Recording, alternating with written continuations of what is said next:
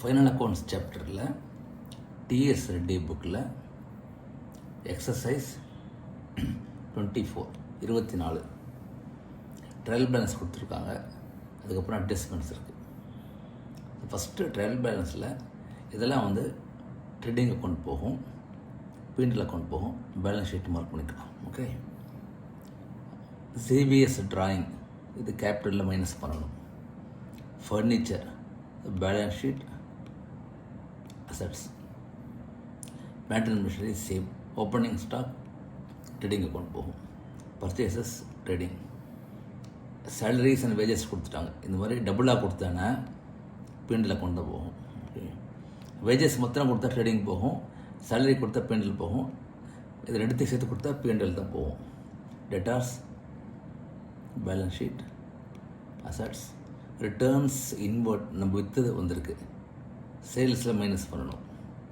Postage and telegram PNL, rent அதே தான். Batteries return off. Trade expenses, interest on loan. Okay, எல்லாமே சேர்ந்து PNL தான். PNL cash on hand, balance sheet assets, balance sheet assets. ஓகேயா? இப்போ JBS capital, இது capital, அதாவது liability சைடில் வரும். ரிட்டர்ன்ஸ் அவுட் நம்ம பர்ச்சேஸ் பண்ணது ரிட்டர்ன் பண்ணிடுவோம், பர்ச்சேஸில் மைனஸ் பண்ணிடணும். ஓகேயா? Sales trading account. Creditors balance sheet liabilities. Loan at 6% per annum, so இதுவும் லைபிலிட்டி நம்ம எடுத்துருக்க முடியும். டிஸ்கவுண்ட் இது பிஎன்எல். ஓகேயா? அடுத்தது அட்ஜஸ்ட்மெண்ட்ஸ் என்ன எடுத்து பார்க்கலாம். க்ளோசிங் ஸ்டாக் காஸ்ட் ப்ரைஸ் கொடுத்துட்டாங்க, மார்க்கெட் ப்ரைஸ் கொடுத்துட்டாங்க. எதை எடுத்துக்கணும்? கரெக்ட், ஆல்வேஸ் காஸ்ட் ப்ரைஸ் தான் எடுத்துக்கணும். ஏன்னா மார்க்கெட் ப்ரைஸ் எது இருந்தாலும் கம்மியாக இருந்தால் தான் நம்ம செக் பண்ணணுமே தவிர, அதிகமாக இருந்தால் ஒன்லி காஸ்ட் ப்ரைஸ் தான் எடுத்துக்கணும். இந்த ட்ரேடிங் அக்கௌண்ட்டு போகும். அதே மாதிரி பேலன்ஸ் ஷீட்லேயும் அசட் சைடில் வரும். ஓகேயா?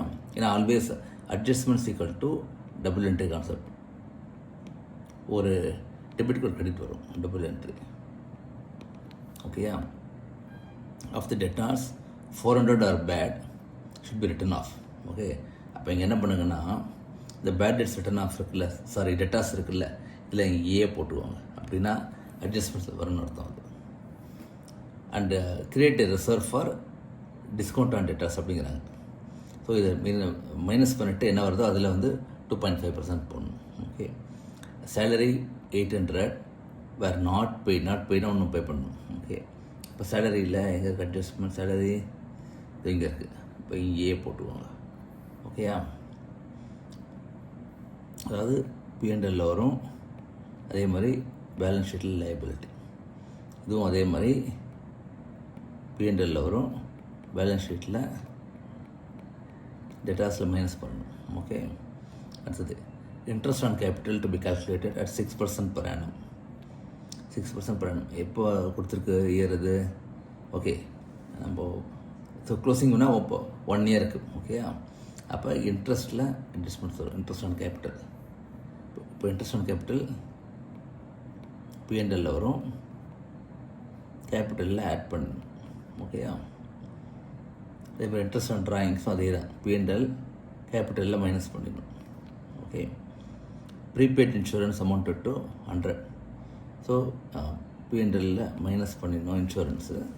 பேலன்ஸ் ஷீட்டில் அசட்டாக வரும் அது. ஓகே, அசட் இங்கே இருக்க இன்சூரன்ஸ் இதில் ஏ போட்டுக்கோங்க. அடுத்தது depreciate furniture and fixtures 5%, plant and machinery by 10%. Okay, so இங்கே இருக்குது ஃபர்னிச்சர் ஃபிட்டிங். ஸோ இங்கேயும் அதே மாதிரி ஏ. ஓகே, ஸோ டெப்ரிஷியேஷன் வந்து நான் இங்கே சொல்லிடுறேன். என்ன வரும்னு, டெப்ரிசியேஷன் பிஎன்எல்ல வரும்.